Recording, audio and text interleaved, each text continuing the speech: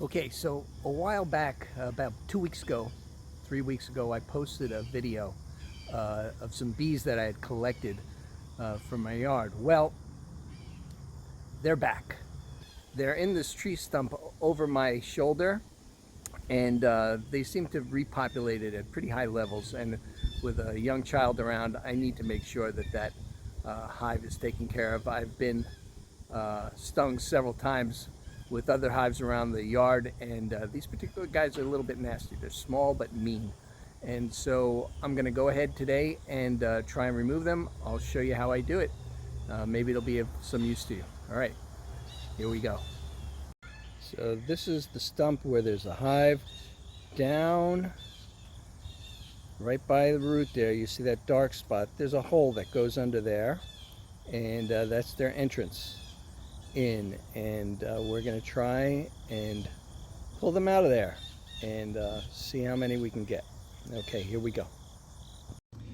Okay, so the way that we're going to deal with these bees today is we're going to use a method that, you know, I'm not going to say I invented, found it on the internet somewhere, but I found that it's pretty effective. I've used it on all sorts of little critters. I had some European hornets, which are really big and really nasty, in my fireplace that ended up in a tree stump after I chased them out of my fireplace, and a few other hives that I've had around the house.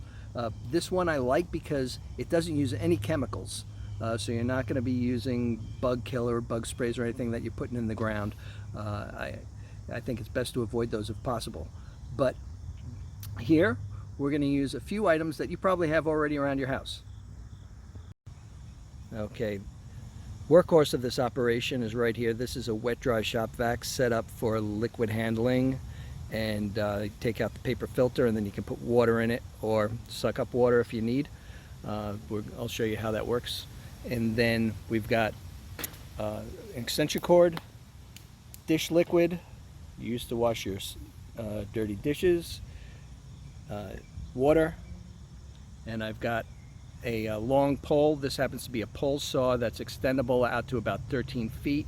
I like this one because it gets me nice and far from the business end. And then I've got glasses and gloves, and as well I've got a good pair of running shoes. Always gotta have a plan B. Okay, so first step, we're just going to take some water. Put about 2 inches of water in the bottom of the wet dry vac. Okay, next we're going to take a little bit of dish soap. Just put a squirt in there. Doesn't take much, just enough to make it a little bit soapy. Doesn't have to be frothy. Mix it around a little bit. Okay, so the way that this works is that insects don't have lungs. They breathe through their exoskeleton, and we're going to take this shop vac and we're going to put the intake nozzle near the entrance of the beehive, and that's going to really tick the bees off. They're going to try to attack it, but we're going to turn on the intake to the vacuum, and as they attack it, they're going to get sucked one at a time into this container. And the container has soap, and the soap effectively blocks the exoskeleton and keeps them from breathing, so they die. And we do it without insecticides, so it's a pretty quick and easy way to get at the problem. Okay, I've attached the top of the intake hose for the wet dry vac to the top of the pole with duct tape, and I've attached the wet dry vac wire to the extension cord, and I've placed the top back on the wet dry vac. So we're pretty much ready to go. What I'm going to do next is the cord is currently plugged into the wall, so that I know that this machine is going to be on when I turn the switch. And then once it's on, I'm going to go over to the wall and pull the plug out of the wall so that it turns off. I don't want to have to turn this on and off when I'm near the hive. I want to do it from the distance using the extension cord. So here we go. So next I'm going to extend the pole to as long as it can go, and I'm going to place the whole system so that the hose reaches the entrance of the hive, and have the wet dry vac as far from that as possible. And then I'm going to turn it on and we'll see what happens. Okay, here we go.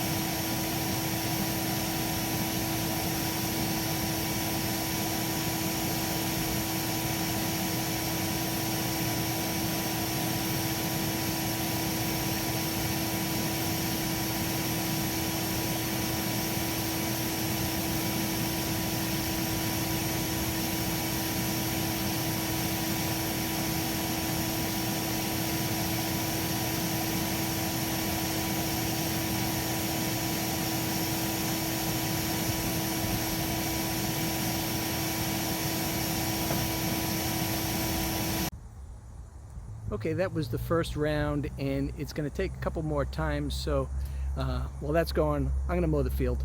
I'll be back.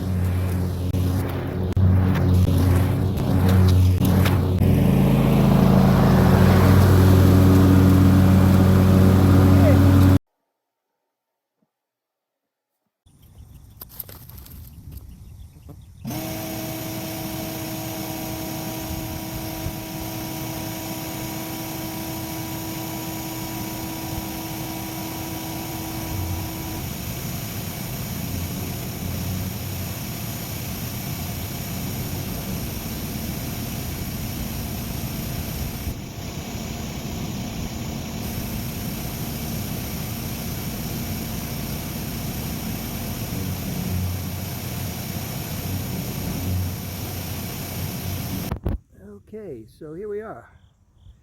You can get right in, and there's not a sign of any bees. Now, is the colony going to collapse? Maybe. Maybe they'll move to another place. We'll see. I may have to do this again, but right now they've taken a serious hit, and I'll show you the results. So hang on, and we can see just what we did to this colony of wasps. Okay, here we are, and after 3 rounds, the wasp nest is pretty much taken care of. Now, I should correct myself. Before I said bees and hive, these are really more ground-dwelling wasps that have a tendency to be very aggressive and a little different than our friend the honeybee. Now, although these guys also are pollinators, they tend to be a little bit dangerous, especially when you have little kids around the house like I do. So I want to make sure that I keep my property safe, and so need to take care of business. So that's it. I hope that this helps you out. I'm going to show you in just a minute what we ended up doing to the hive, how many we ended up getting. That's going to take me a little bit, but I'll be back with the next video. Hang on.